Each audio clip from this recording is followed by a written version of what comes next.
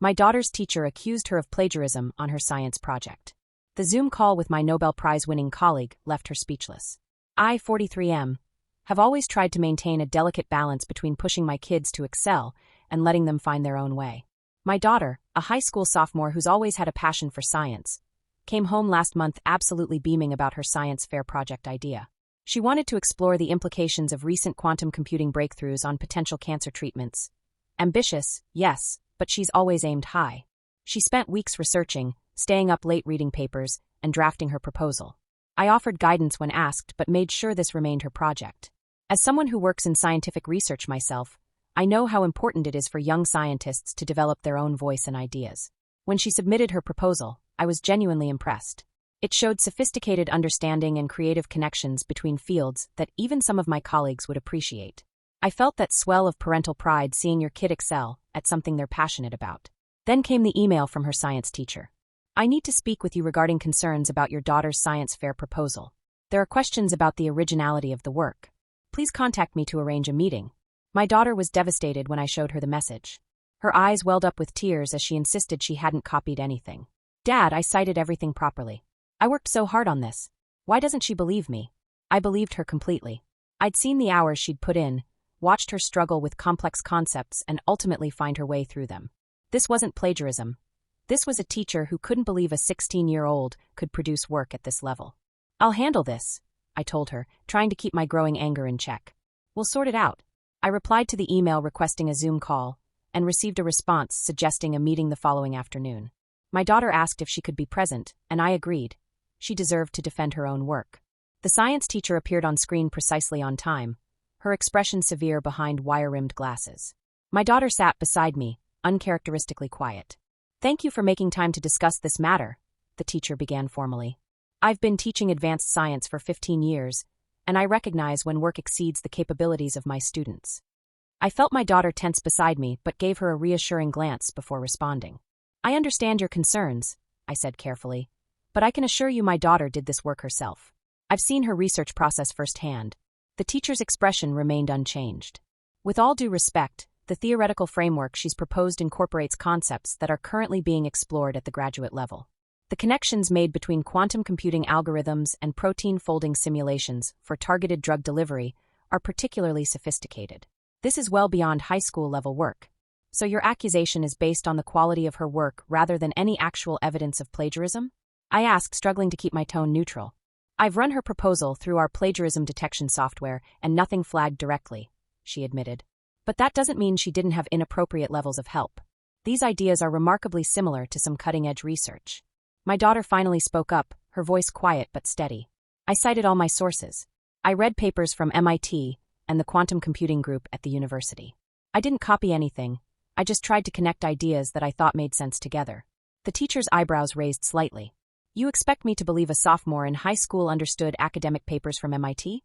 That's when I had an idea.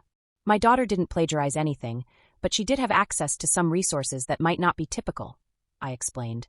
Would it be helpful if I brought in someone who could verify the originality and feasibility of her approach? The teacher nodded, though her skepticism remained evident. That might be helpful, yes. Perfect.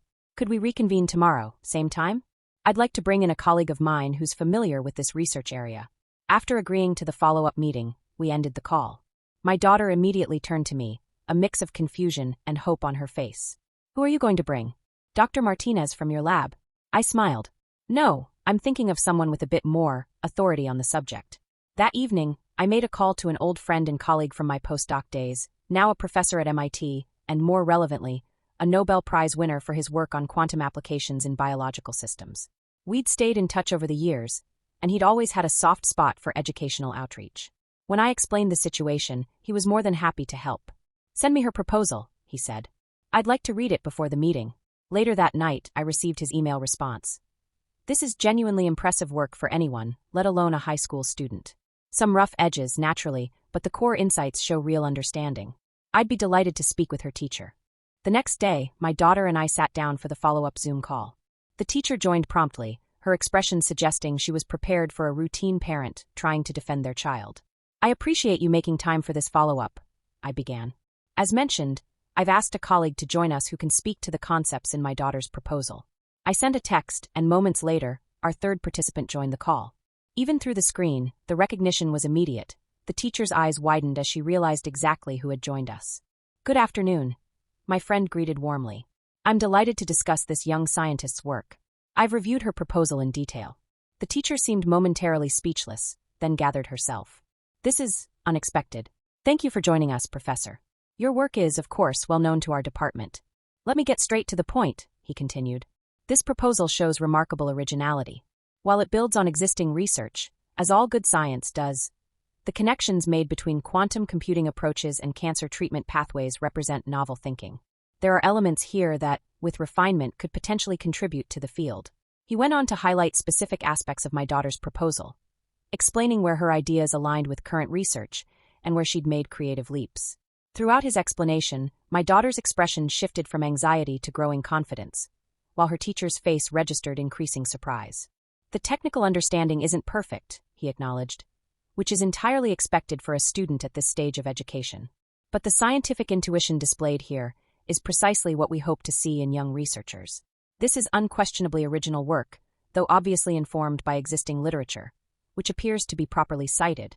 The teacher cleared her throat. "I appreciate your assessment, Professor. I certainly never expected to have work evaluated by someone of your caliber. Science education is a passion of mine," he replied simply. "And nurturing genuine scientific curiosity is something I take seriously."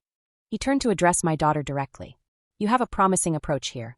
If you'd like, I could put you in touch with a doctoral student in my lab who's working on related problems.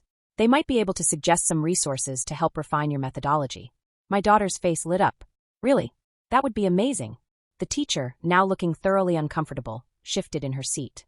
"Well, this certainly provides a different perspective. I apologize if I jump to conclusions.